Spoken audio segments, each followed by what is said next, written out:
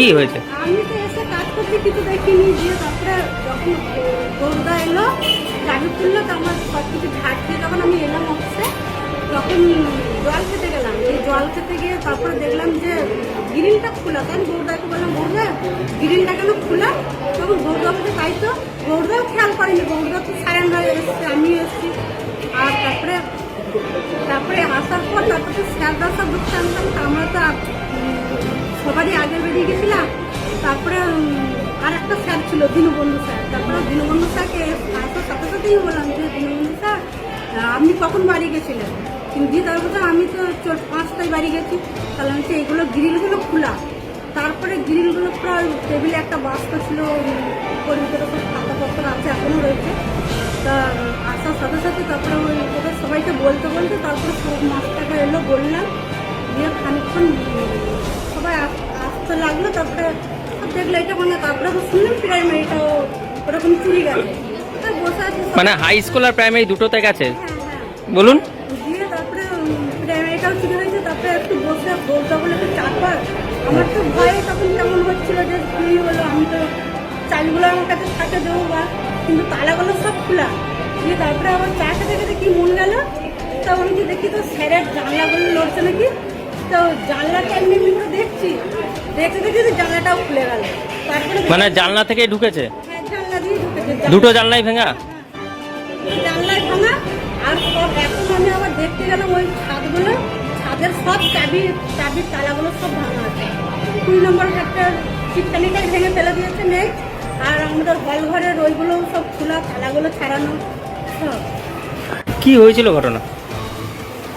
সকালবেলায় এসে দেখছি আমাদের দুজনে যেজন প্রথমেই ঢুকেছিলেন 10টা-15 নাগাদ এসে দেখছেন যে চাবি খুলতে গিয়ে যে চাবিটা ভাঙা পড়ে গেল।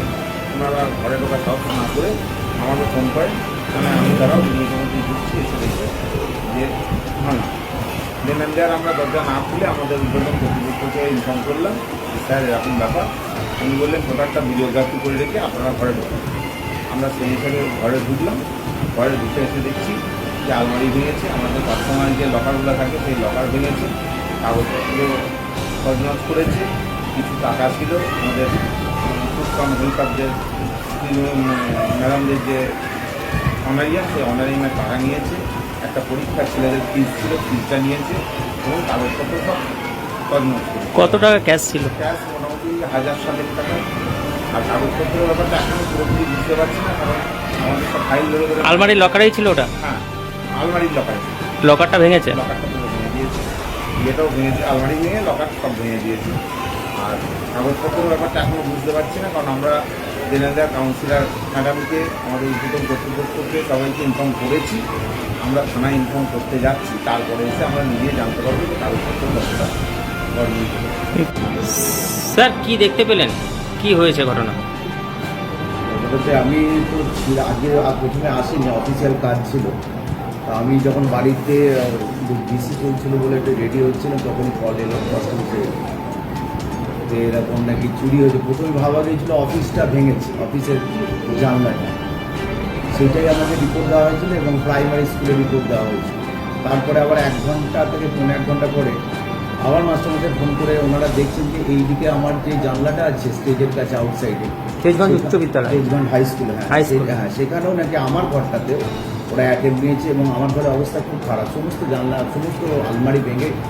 এবং আমার সিসিটিভি কন্ট্রোল ইউনিটটা এখানে আছে, সিসিটিভি কন্ট্রোল ইউনিটটাও তারা নিয়ে চলে গেছে এবং সমস্ত আলমারি তছনছ করে দিয়ে গেছে।